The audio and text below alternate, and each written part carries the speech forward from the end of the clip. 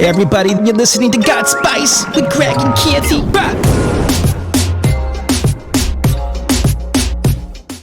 Hi, my name is Kirti, And I am the Gregory.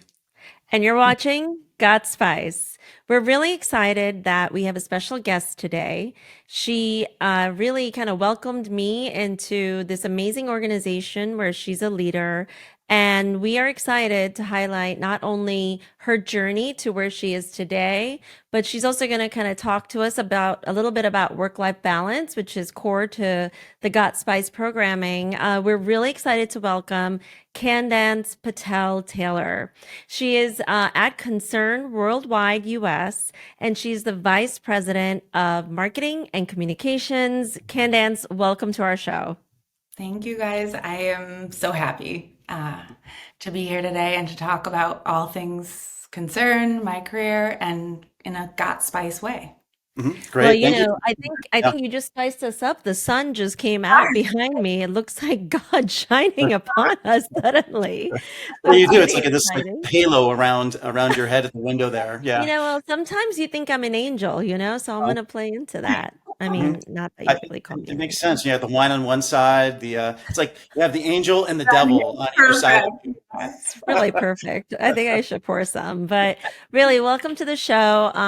Greg and I have been following Concern Worldwide the last years, and it was exciting when I got to tag along with my sister, who was invited as an influencer by you to attend the program. And she's like, well, it's an influencer thing, and I guess you're somewhat an influencer, Kirt. Why don't you come with me as my plus one? And Somewhat. here we are, a year later, and super excited to have you here.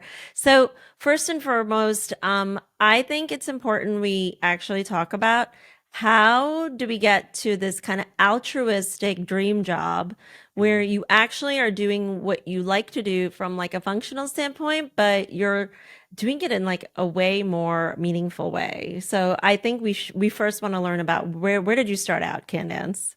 I did not start out here. I didn't know this was necessarily even like a career or what this would have looked like. I started out in PR at a fashion, lifestyle, hospitality PR firm. It was boutique, Mhm. it was wonderful, but it was nothing like this at all. So that was kind of my first taste at it. But one of my first clients that I worked on as an intern was the brand EcoTools. I don't know if that's, I think that's still a thing. And at Mhm. that time, they were doing kind of like one of the first real like influencer brand partnership campaigns with Alicia Silverstone, the Oh, Clueless girl. Yeah. And that was like such a, it really wasn't happening in that Mhm. way at that time. And it was one of the first like big campaigns I got to be a part of that I saw like a good product, sustainable product, partnering with an influencer who really had a lot of good in her ethos. And so that was kind of the first taste into what was possible with like good brand marketing, hmm. PR, stuff like that. Well, I don't know if you both know this story, and I guess she's so eco-friendly that she was also carrying it through to her infants. Have you guys heard this story about her? I don't think so, no. I Okay, think well, so. this one is, she did not want to waste any kind of food in nurturing her newborn babies, so she would actually feed them back like any kind of leftover food, like vomit and whatnot, and like regurgitate it and give it back to her. And she said that's what apparently birds do with their babies. And so she would try to transpose that same eco-friendly approach to her Well, children. except for birds, they have to do that because they actually can't swallow pieces of worm. So a mother has to feed them that way. We have food that is designed for babies already. I So mean, sort of a little bit of a I thought yeah, nature is best, and yeah, nature Gerber versus and all nurture. Yeah, they mash the food up yeah. enough. Yeah. But So, that's so funny that so you brought up yeah, Alicia Silver. That's like where my head goes about her lately. what's funny is that If I would have known that, my head would have gone right there too. my first thought were Aerosmith videos, like her era of Aerosmith videos, and then she Mhm. started acting in movies, and Yeah, yeah, that time period, that was like during Well, Aerosmith's really that's when she comeback. was super cute. That's the yeah. Mhm, coolest days. mhm, Clueless, oh my gosh, Clueless. There was nothing mhm. like it. So I mean, Clueless is still a classic. it is. It is. And I was like, out of high school in college when I was having that experience, just finishing college. So it was epic to be Oh, working yeah. through that That's for sure. so cool. So, Yeah. like, what other kind of fun experiences did you have that kind of maybe coincided coolness with doing something really kind of nice for the world in a way? Yeah, I think so. From Chicago, I was in Chicago at that time. I ended up moving to Ghana with my husband. So I lived there for 8 years and obviously had to have a career, had to still progress my career there. So I ended up working with an agency, a startup agency. And so I got to work on a variety of clients. You had like scents, perfume to chocolate to, telecom, all sorts of things. But I Hmm. really just started to kind of be true to who I was, which was bring in something good to every campaign that we could, really. And so Oh, that's how. I kind of want to back up to like, I like how you started out with like, I was in college, I did these cool projects, and suddenly you're married. So I did can get we married like, really early, to Mm. be fair. Yeah. Yeah.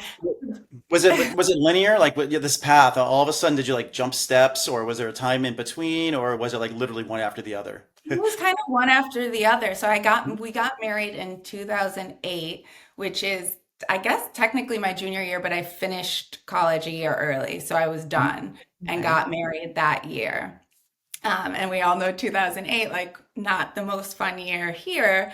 So it kind of like quickly, easily became like okay, well, let's go do something else. At that time, Ghana's economy was doing the opposite of the US's. It was just taking off, developing country really like making its mark at that time. So it was a new adventure. I feel like I'm someone who would never turn down an international trip and yeah. all, you know, came to be living there, which was extra fun.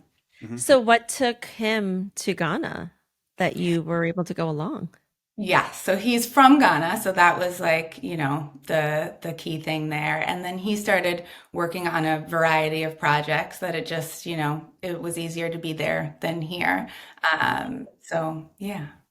That's exciting. And it's funny when you just said you got married pretty much in college. My first marriage was also one that occurred where I was at my wedding before my senior year graduation from college. Oh, And, I found an older man back then. He was, 6 years elder to me. He wanted to like start life. And I was like, okay, I'll get married. I mean, it was like the thing to do, like in the early 2000s. And so, well, I got married a little young for me, at least, and that didn't clearly last. But it was an adventure. It was totally like exciting to like get married. Instead of being at my graduation, I was in Greece on my honeymoon. Hmm. I love Funny, that. both Well, of us, Can't both beat of our that. honeymoons were in Greece. Well, that oh, is coincidental. Coincidental, not yes. same. Not the same time. No, no. Together and not the No, same no. time. Yeah, my first marriage was in 2005. Yeah. Kirti, Okay. what year were you married? I forgot. 2002. 2002. So three Yeah, years later. Yeah. I was a But baby. Just like Candance, I was a There's no baby. mistakes, just experiences, and we just keep mhm. going. That's what I like this Absolutely. about So you're experiences. in Ghana, you're doing some cool stuff there, being exposed to new things. Kind of talk to us a little bit about is that how you met folks from Concern? Like, because I know they do things internationally, right? Like boots on ground approach. So, like, Yeah. help me understand that a little bit. So no, because at the time they actually were in Ghana. At some point when I would have been there, they had a innovation grant from the Bill and Melinda Gates Foundation. So that was the only time they operated in Ghana. Mm, Concerns like ethos and mission is very much like helping the furthest behind, the most vulnerable, extreme poverty, which Ghana is and was at that time, especially moving itself out of. And so I later, so 8 years, around 8 years in Ghana, I moved back to Chicago to have my second child. Uh, Mhm. did that. and then was like, oh, now what am I gonna do? And so my best friend of life that I grew up with happened to be working with Concern, Hmm.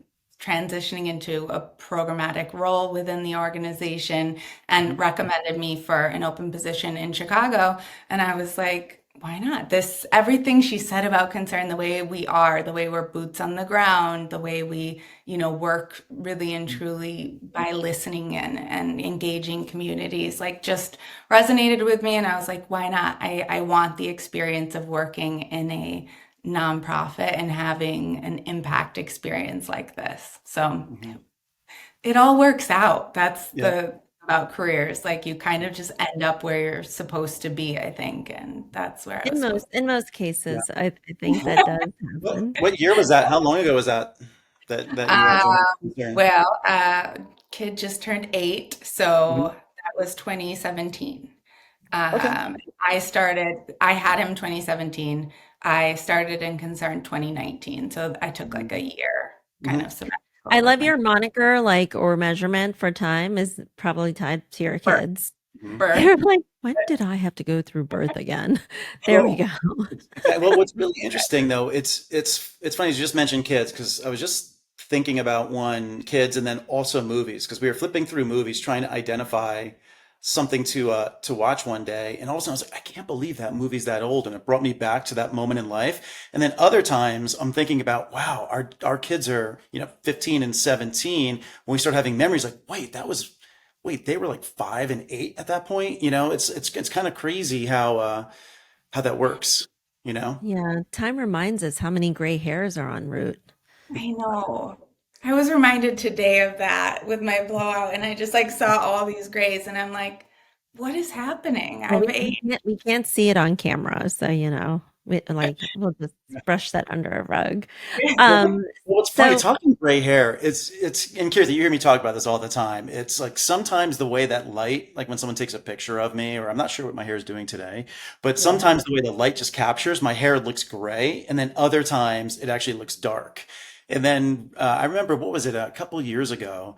I had a friend who came up to me. He's like, Greg, I'm so happy to see you're not dyeing your hair anymore. Like, what are you talking about? I never dyed my hair in the first place. yeah, But you're a full salt and pepper, yeah, like yeah. perfectly salt and pepper. Whereas like I have like witch hair that peeks out, like, and it's all along like these edges. And I Mhm. don't know like if I need to draw attention to this as much, but it has So, shape so a witch, like and from Looney Tunes. Remember Looney Tunes, Bugs Bunny, and there'd be like the green witch that always chased him, and like these little pieces of hair were popping out and everything like so that. I remind you of a Looney Tunes witch. Yeah, you just said a witch, so you made me think of a Looney Tunes witch. That's offensive. We'll take that offline, Greg. I was Well, gonna say we can also back away from you're that. just you're just a funny, lovable person, and it just brought me back to Looney Tunes, I guess. Oh, that's Yes. great. Okay. Um, we're moving What on can get you now. loony sometimes? So We I started talking about grays at all. no, it just goes down the wrong place, the wrong place. So I can't help but ask a question that you have an Indian middle name? I do. Well, it's my maiden name, and I refuse to take Okay. it out because then people don't know I'm Indian or have that connection, right? So my Mhm. grandfather is Indian. He ultimately, by way of London and Canada, came to the US with my grandma, who's British, Welsh.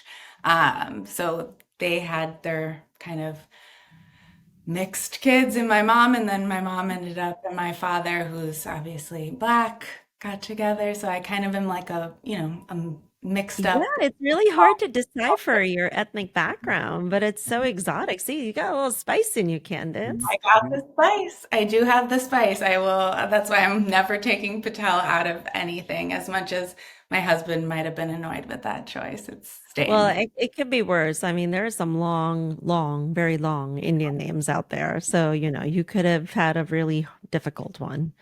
Even Uh, long Italian names. My mother's maiden name was Ave Grazia Plena. Oh my yes. God. That is long. Yeah. So and then when they moved to really when they moved to the States, they eventually shortened it to Avery. It's kind of like they assimilated into society. My grandfather, but yeah, their real last name is Ave Grazia Plena. So when I was in high school playing hockey, even when I was younger, all my friends, because it was back in the day when goalies had long names like John Van Beesbrook from the Rangers, all my friends used to say you have to have Ave Grazia Plena around on your jersey because it was just like it'll like go down the It would be shoulders and like down your arms. microscopic. It would be No, like so tiny if you had to fit that on your. no, they just no, they go down the shoulders and they go start Older. going down Oh my. the arms. Yeah, and on No. jerseys. Oh yeah, so the letters are the same size. So my friends will always be like, "Oh, save Ave Grazia Plena." Oh yeah, no. I mean, it sounds very pretty, and I mean, there's some music that we can certainly immediately like register with Ave Grazia Plena, but that is long. It's the See, Ave even Maria, right? Is the look, I songs. got a four-letter last Indian name. It's like rare, Nike. You're I've like got it very short and sweet. very short and sweet. It works for the email addresses. That's where I always feel like I'm struggling. Is 100%. long, With the Oh long. my God. you That's know. It's long, got to be right? For like Candance CPT Patel-Taylor. at concernworldwide.net. That's what I should. CPT. CPT. Oh, at first, for some reason, when you said CPT, I thought of CPK, like pizza, like that. Is that CPK Pizza Kitchen? There's a place called CPK, California Pizza Kitchen. Oh Oh, yeah. I've CPK. never actually heard it referenced that way as an acronym, CPK. I was an unadmittedly, but admitting, I guess, that going to the mall with my parents a lot growing up, and CPK was a go-to for the family. That was a Really? big In deal. like Edison? Yeah, like in the malls in Jersey. Mm-hmm. And With Auntie Anne's that the along kids with like. Auntie Anne's pretzels, because nobody can Oh, deny a jalapeno pretzel. Mm. I don't think I ever had the jalapeno Oh, pretzel. That's it's so good.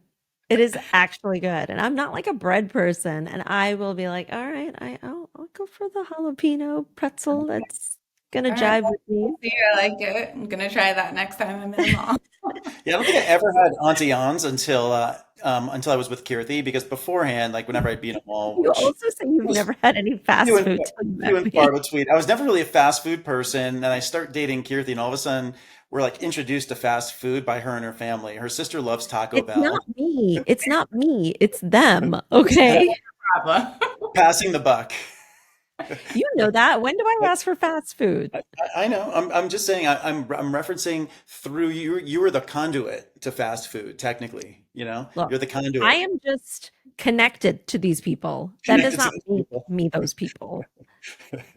Then I mean, I you have so you adore have them. I you love them, but they have a affinity for this fast fast food. food. Yes, they do. They love fast. Well, it's funny because Kirti's sister Pooja, it could be like literally 12:30 a.m. and we'll be up watching a movie. She'll like look at us on the sofa. She's like, "You guys want Taco Bell?" Taco And if she Bell. can't get Taco Bell, you want a bagel? Yeah. Yeah, Taco Bell is like if I have a long night, am intoxicated, I will Mhm. randomly ask for, it's always Taco It Bell. I it don't really know does why. appease. It appeases the intoxication Yeah, 100%. it does. It does something to you. So my friends hate it, but I always ask for it. So I There get was a place that I absolutely had to have when I was younger. It was a Mexican joint called San Loco. Mm. And the original location was in Miami, and then they opened up a sister location on the Lower East Side here in Manhattan. And they made the best guaco loco. It was soft tortilla smothered in guacamole, wrapped around a crunchy taco. And by the way, they made this before Taco Bell copycatted them. And then you could fill it with like any filling you want. But the beautiful thing about San Loco were their levels of hot sauces and it. salsas. And they had one called Stupid because it was stupid, because it was burn your buttocks stupid. And it Mm. was, I still remember the delicious taste of the San Loco Guaco Loco. That was magical. It Yeah, was so good. magical. Is it like Da Bomb? Good. It, Yeah. no, the bomb is just like burn your like mouth. This was flavorful. Mm. It was like Hmm. eating a yummy chutney, the Yep. way Mhm. they like Mm. smeared it all That's over the good. chicken. Mm. Candance, what do you guys like to eat in Chicago? What do you feed the family normally? Oh, now I'm just hungry. Oh my goodness. Um, My kids eat a lot. They have a good palate for being 11, 8, and 3. So we're like really big into sushi right now. So that Mhm. is their Mm. That's sushi bowl. sophisticated. Or just eat sushi. It's quite sophisticated, I guess. Mhm. I mean, Mhm. like they do avocado or like cucumber with a little salmon. They keep it basic. Mhm. Um, Eat a lot of Ghanaian food, so like jollof rice. We eat a lot of Indian food too, because yes, curry, anything. Do you cook Indian food? Not that well, and certainly not as well as I should at this Mhm. point in life. My mom was like, first of all, I didn't have that experience of like an Indian immigrant community, right? Like my grandfather, the way that he came here, he actually left his arranged marriage, ended up marrying my grandma. So that was Mhm. like a whole, so we didn't have that Ooh, it's like controversial back then. it was spicy. Yeah. Um, and then, so I don't have that like same relationship to cooking and family Mhm. cooking with Indian food, which is sad. But I still try. I pick up a recipe book and I'll give it my best shot since the Mhm. kids do love it too. Well, not to plug my sister, but she has created a cookbook that makes it easy for people who normally don't have access to all the Indian ingredients. But if they can, like, now with Amazon too, you can order in like a lot of ingredients that we couldn't like years ago. But she Mhm. wrote the cookbook with like a glossary and like really simple directions and stuff, and it's really quite brilliant. So, which you met Pri, so like her Love her book is I get a lot of feedback from a lot of friends and colleagues that aren't even normally eating Indian food. They're like, this is so easy to like pick up and reference and make something incredibly delicious, but also Mhm. authentic still to like the quote Indian culture or like the authentic flavors. Mhm. Yes, Well, I'm doing that then for well, sure. last night, Kirti made you made a fabulous pumpkin dish last night. She has two pumpkins behind her right now. She grabbed one of the pumpkins and then made like an Indian pale with a Yeah, pumpkin. Yeah. that It's Yeah, I didn't realize how brittle like these pumpkins are versus if you buy pumpkins in like a grocery store that are made for cooking, but I yeah. didn't want to waste them. So I took one of them and I cut them up and peeled them and I like made like a stir fry pumpkin dish that like actually came out decent. Like I was like, oh, this is Yeah, it pretty was quite good. good. Hmm. That's That was so good. good. We need that in recipe form then too. We all have I lots I I of can pumpkins. ping it to you after this meeting or this discussion or whatever we're doing. I'm like, everything is a meeting for me. So I'm like, oh, after this meeting. I think it feels like a meeting when it's in these boxes, right? Or like when you're on Zoom or, this kind of It platform. does. Next time when you're in the city, we'll do an in-person Yep. Candance. That would Go be live. that would be fun. Yeah. So We'll excited. sip a little Yeah. tequila and have a conversation, you know? Now we're talking. Making More my margaritas. style. Yeah. That's how we Greg, roll. you should make So your this is classic margaritas. absolutely make a classic margarita. Yeah, before you know it, we'll be done with like three bottles and you'll be like stumbling out the door. But and then we get Taco Bell. Yes, then we Save get time Taco for Bell. Taco. Then we get Exactly, Taco Bell. exactly.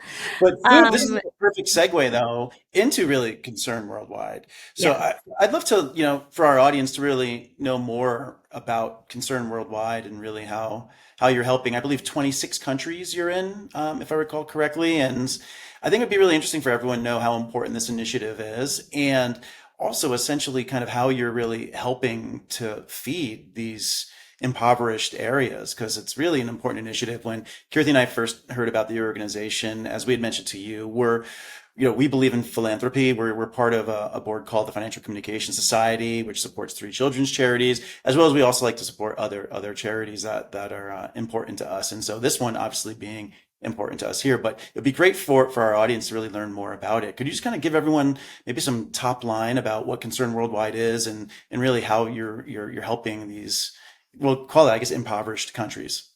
Yeah, so Concern Worldwide, we are a global humanitarian organization. We do work currently this year, it's 25 countries around the world. Last year, it was 27 countries. We reached 27 million people. So the big global impact for sure. What I think is kind of wonderful about Concern is, it was started by people, individuals just like you and I, Hmm. not big organizations. They It was founded in Ireland, so we are an Irish organization. I wore my concern green specifically Hmm. for that purpose. Um, and in response to a famine at that time that was occurring in Biafra, so modern day like Nigeria area.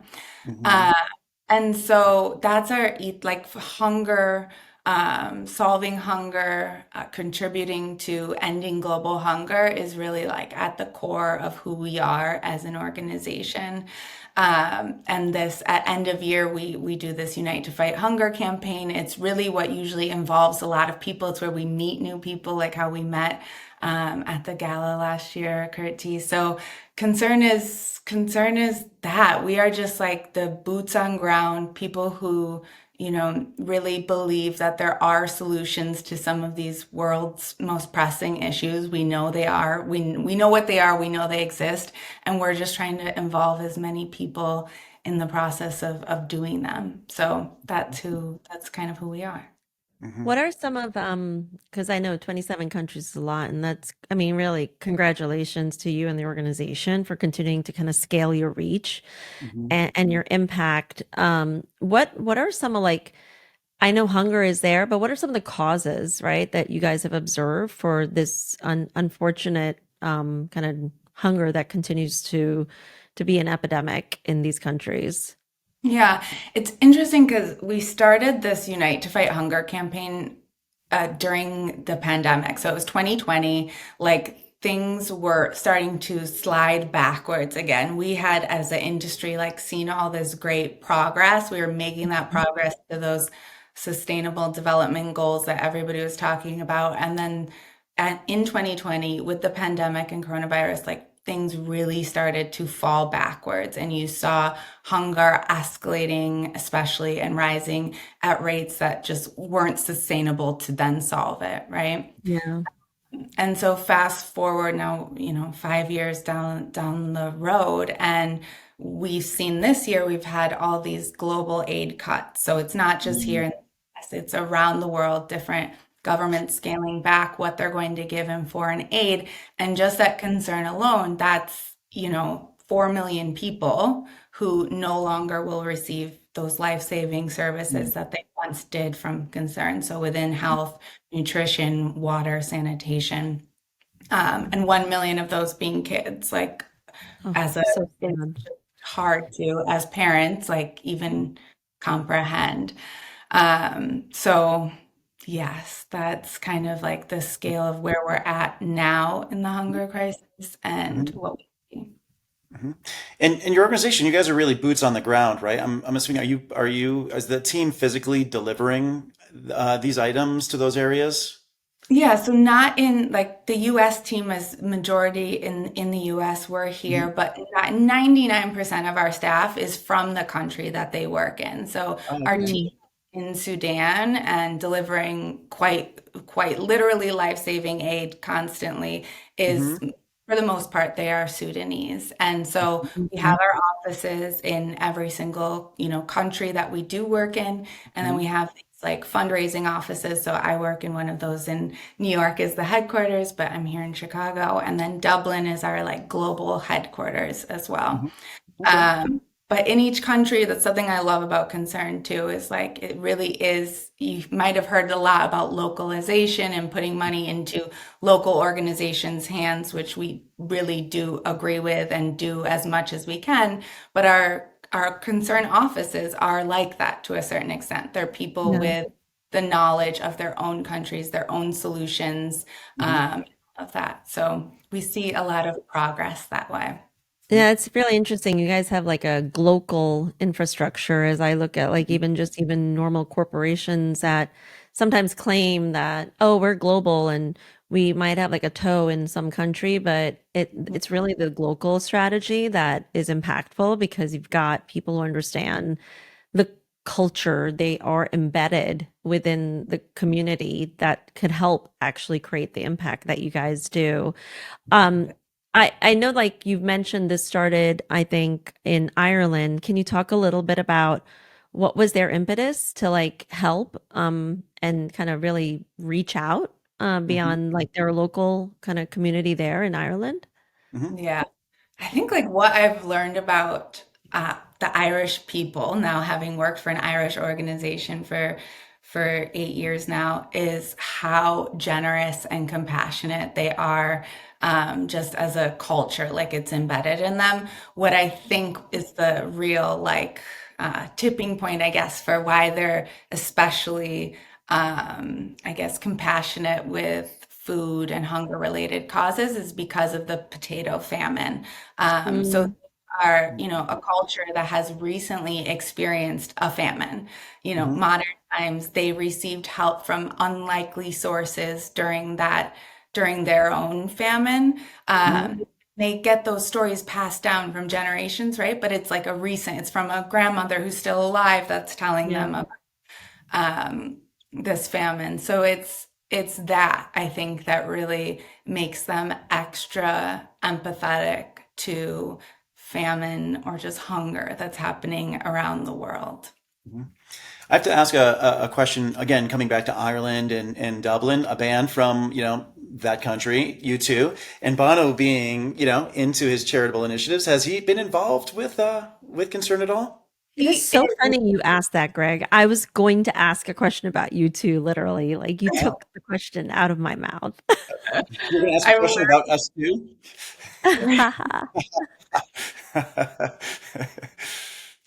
So, he so has actually a, such a great coach. So concern, he attributes concern to starting his life as an activist. So he traveled Oh, with concern to Ethiopia in the mid 80s. And he said, he quotes himself that they turned my life right side up with that trip. So we were kind of, the ones that made him, in a sense, kind of who he is today as being a real leader in this space. wow. Yeah. So we That's have really cool. definitely a soft spot for Bono. He was honored at this event, a version of this event before it became Unite to Fight Hunger, a couple years before, 2019, I think, when I first started. So definitely a close connection Mhm. with concern. When you talk to anybody from Ireland, they probably have a connection to concern. It's just kind of embedded in childhood, in the culture there.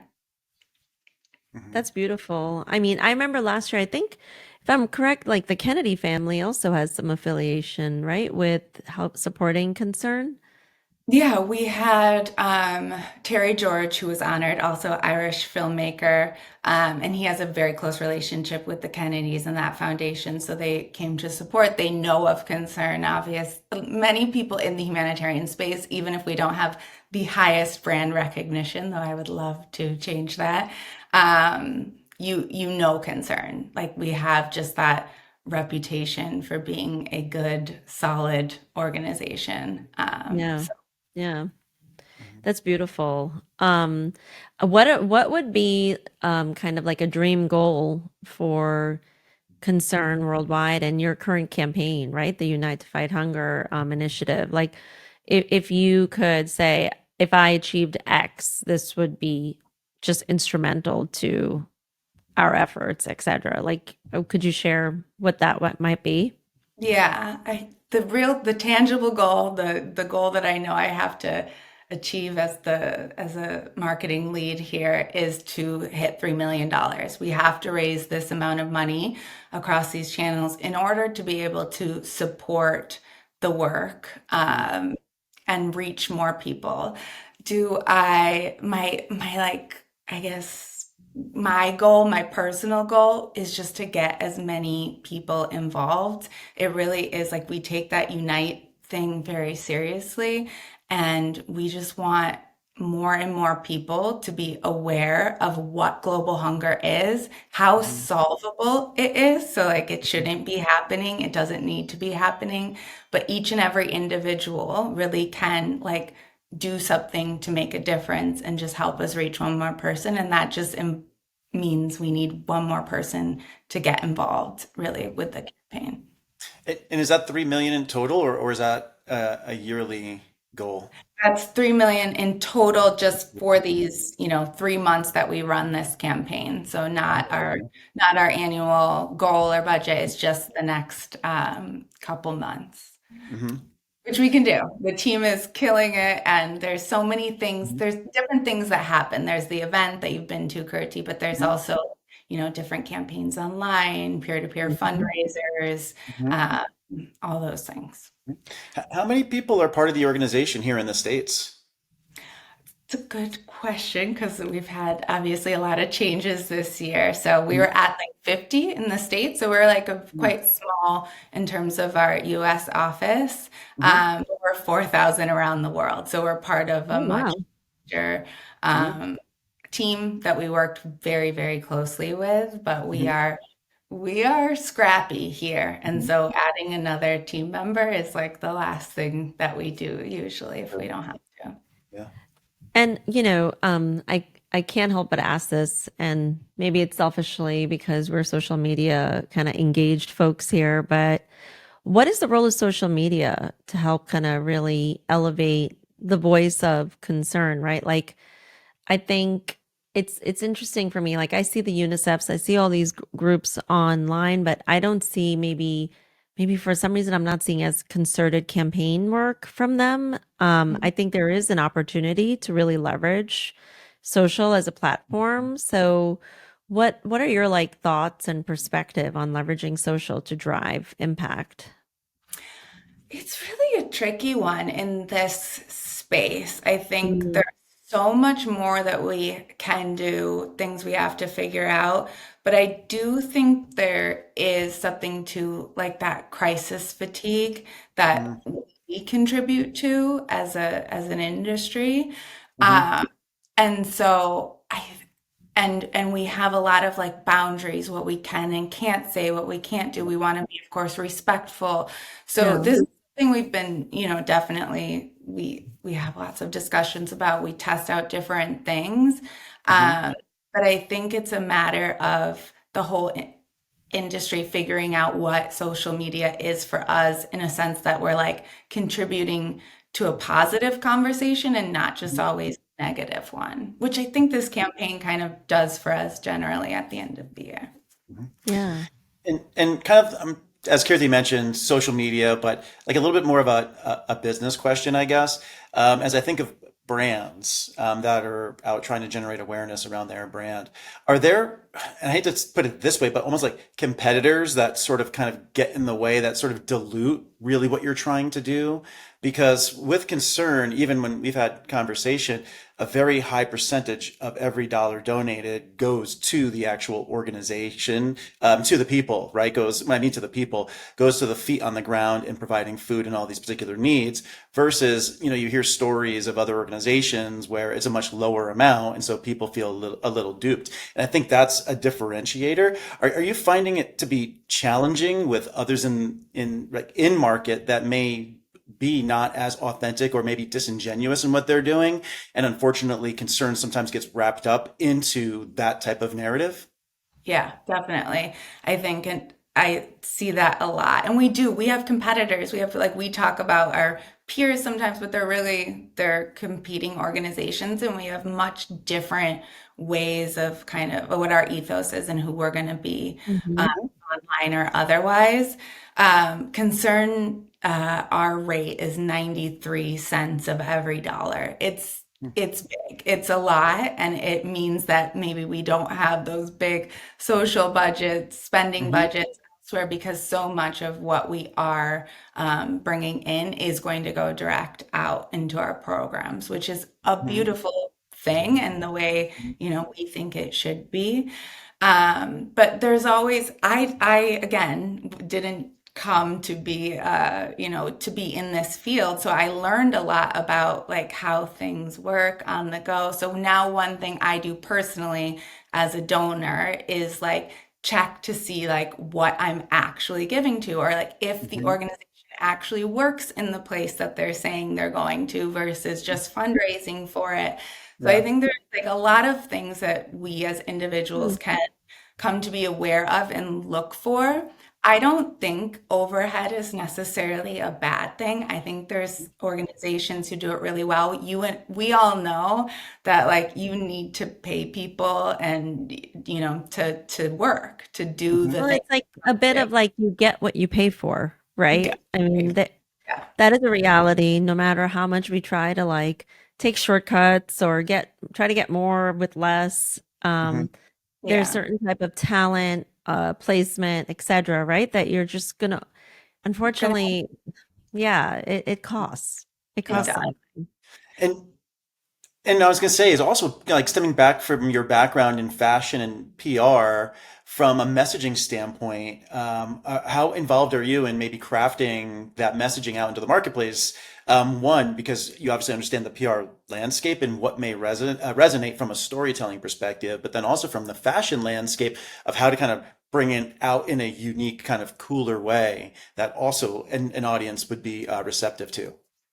Yeah, I think that's probably one of, the ultimately like the biggest contributions that I've been able to make personally in my career Mhm. at Concern is, and one thing I talk a lot about internally is like finding intersections between the donor's passion. So whether it's Mhm. fashion, food, which we see, at the gala in this time of year, or whatever cultural moments it are, to make like the work and what we're doing cool and to Mhm. talk about culture of the communities that we work with versus this like us them poverty not Yeah. poverty Yeah. relationship.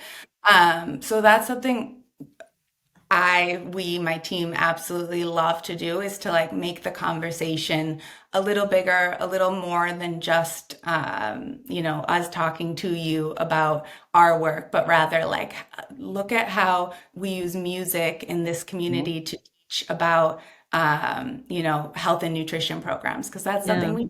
we have to do like a jingle for the radio, for, them to be able to communicate, certain things about, health and Oh no, sanitation. you just said jingle, and I would love that. Greg is the jingle master. Like literally, he'll come up with a jingle right now for no reason, and we're Mhm. like, "Why are you making that a jingle?" He's like I'm jingle always singing man. something. Yes, yeah, always Well, singing something. I actually wrote a song for Concern too. So, I cannot wait to hear it. We're gonna hear. I don't know when we're gonna hear it, but by the time of the gala, I want to yes. make sure that. We actually Yeah. finished the scratch recording yesterday, Mhm. so we have like a rough recording that we're excited to, share Yeah. with you It, soon enough.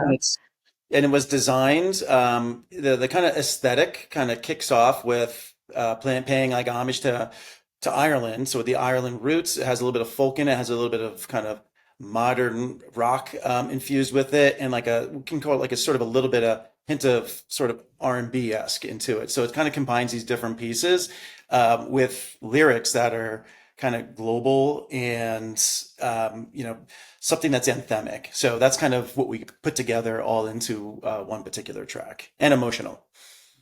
I love it. Can't wait for it to drop. So it's fun. It's a good song. So at least I like it. So I But think it's beautiful. thank I you. can't wait to hear it. And that is like that's it, right? Like the something about giving back and community and good, it intersects with all our passions as well. And so that's just, something that Concern actually tries to do and create within its community of people. So Concern is gonna love you, Gregory. I'll tell you that. Like you're right up our alley. I can tell. Yeah, yeah. No, I'm looking forward to the gala coming up on the 5th, right? And for this particular gala, is there anything that you can talk about that maybe the theme of the evening, or just even if people wanted to attend, how they could potentially buy tickets to attend? It would be great for the audience to kind of hear if they're interested to be able to attend this event. It's an epic evening. Kirti knows, like it is just I true. can vouch. You can attest, like you will have fun, you will meet people, even if you don't know anybody there. It's just like Mhm. that's who the Concern community is. It obviously those Irish roots help because that's how they are too. Mhm. Mhm. But it is, like you said, Friday the 5th of December at Cipriani's Wall Street. It's like big brand bank building. It's beautiful. Um, And you can always get tickets on our website, concernusa.org. Easy to just get involved and find the event page there. But this year we're honoring John Ledecky on behalf of the New York Islanders Children's Foundation. So tying that, local to global mission of just supporting and giving back to children that are our future, do want So to leave good. world for them. So that'll be exciting. And it is just a fun evening of both like cultural experiences. You'll get some music. One thing that we always do with the main video, we always play around with something, some kind of multi-sensory experience. This year, the video, we're testing out like I think it's called ASMR, like the sound videos. Yep. And so we have a little bit of that in our video this year. That's So cool. there's going to be someone like, Yep. That's what I was just doing. Yeah, scratching. You you'll see, and you'll see if you like it. Well, it's funny that ASMR is now something for adults when really, if you think about it, it's something that we gave to our babies growing up. Remember, like the that's little true. foil sounding, and that's technically ASMR, right? So, so There is that's something addictive about it. yeah, So we'll see. yep. Simple Simple sounds draw people in. Yeah. Yeah, and so we tell stories, about people, our team, our staff on the front lines of actually fighting and one day actually ending global hunger and what that looks like, how conflict is contributing, how climate shocks contribute, and just kind of giving the audience a picture of what Concern is doing. And we eat a good meal and we dance a lot and we raise a lot of money, over $1 million probably in that room alone. So come and join us. It'll be fun. And the three of us will be there along with Matt, who is also on your podcast and also a total hoot and fun person to be around. Good people. Love that we are continuing to expand our fun network of intelligent, giving, good, kind, cool people, right? Like that's what it's about. I know we're coming to like the end, and I know you have to get somewhere else on your adventures in snowy Chicago. Maybe it's Chicago slushy now. adventure. I don't know. But any Crazy parting that it's thoughts? snow already. Yeah. Any parting thoughts, Candance? A message you want to leave our viewers with and listeners with? I mean, this was fun, first of all. So thank you. You guys are just spicy and I love it. I love it. I think my message would just be that we can all do good and we can all kind of play our part in creating this world that we all want to see the same thing at the end of the day. We don't want people to suffer. So it's just about weaving that good into everything that you do. You can care about your local organizations. There's a lot happening in our country that we also want to contribute to. And then we can also have this vision and do something for, our global citizens and our entire world. So that's my parting wisdom, is just to do your good and enjoy it and have I some love fun. it. And I love it. spicy. Yep. And I Be think just part of from the like, community about. oh, sorry, Greg, I didn't mean to talk over you, honey. That's quite all right. No, I was just saying, be part of the community and help out.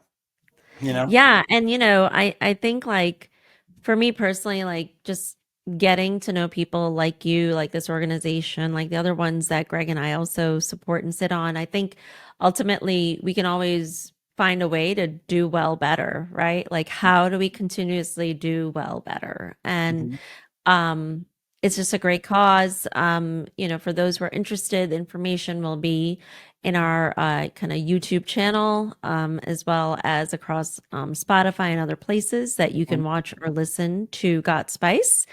And we are really excited to have you all join us. Again, it's Kirti and The Gregory you're watching Got got Spice. spice. Back.